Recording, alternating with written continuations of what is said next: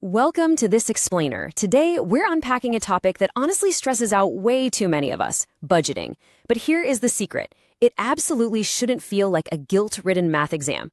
We're going to build a simple, flexible system designed for real life, with enough structure to keep you moving forward, and enough grace to keep you perfectly sane. So why does your budget keep failing? I mean, if you've ever tried to set one up and felt like you totally blew it by day 3, the truth is it's not because you're bad with money. Most budgets don't fail because people don't care. They fail because the system itself is just too complicated and way too rigid to survive actual reality. All right, here's our roadmap to financial peace today. We'll quickly cover why most budgets fail, then we'll get into building your foundation, giving your money a job, surviving real life, and finally, we'll wrap up with the single biggest budgeting mistake. Let's kick things off with section 1, why most budgets fail and why it's a system failure versus a personal failure. Think about this. A good budget isn't about restriction. It's about direction. That completely reframes the whole concept, right? We usually think of a budget as this annoying tool that just strips away all our joy, but that's totally wrong. It's actually about proactively telling your money exactly where to go before it magically disappears into, random online purchases, extra snacks, and those mysterious, I definitely needed this moments. You really don't need a finance degree or a spreadsheet that looks like NASA's mission control. You just need clear direction.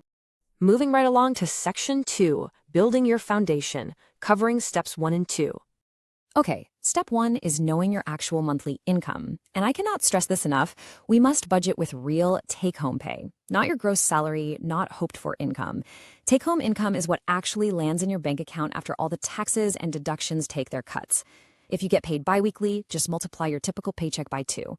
Or, if your income fluctuates from month to month, use a conservative average from the last 3 to 6 months. Your budget has to start with rock-solid reality, not optimism. Because as we all know, life is extremely committed to inconvenience. Then we hit step 2, which is zeroing in on your essential needs first. Before you do anything else, write down the expenses that keep your life completely stable.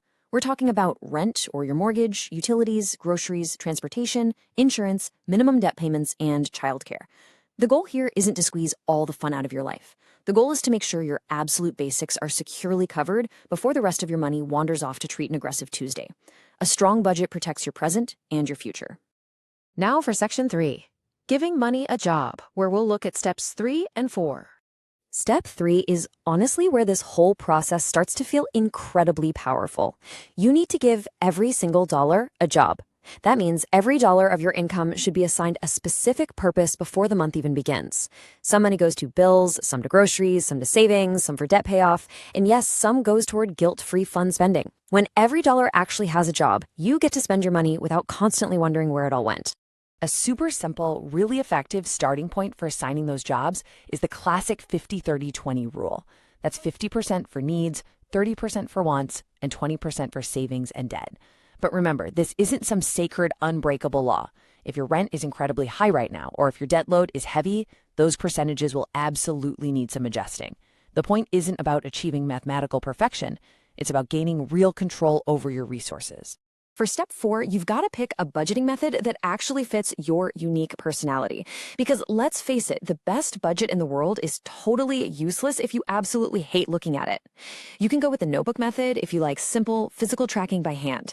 You can use the spreadsheet method like Google Sheets or Excel if you love customization and playing with formulas. Or you can use an app if you want convenience and automatic tracking right on your phone. Just pick the one you'll actually use day to day, rather than the one that just looks aesthetic and a productivity video with soft music and suspiciously perfect lighting. All right, moving into section 4, surviving real life, which covers steps 5, 6, and 7.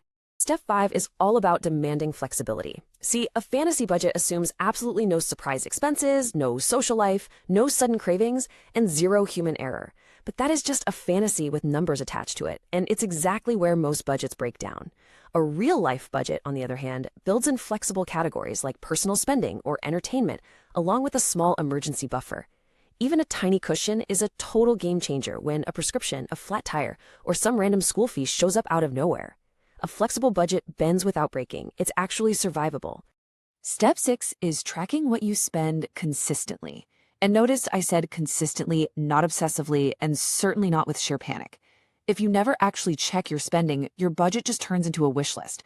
And wish lists are lovely, but they definitely fail to pay the bills. A quick daily or weekly check-in lets you know if, say, your dining out category is disappearing a bit too fast. The earlier you spot a problem, the easier it is to fix. That feedback loop, that is the real magic of budgeting. Then we have step 7, your monthly review. At the end of every month, just sit down and ask yourself a few questions.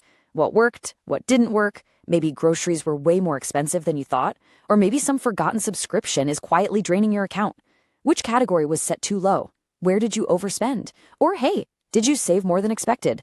Maybe your fun money category is the literal only thing keeping you sane right now, and honestly, fair enough. A budget that actually works is one that learns and evolves right alongside your life. And finally, section 5, the biggest budgeting mistake, which is budgeting for who you wish you were. So here's the core issue.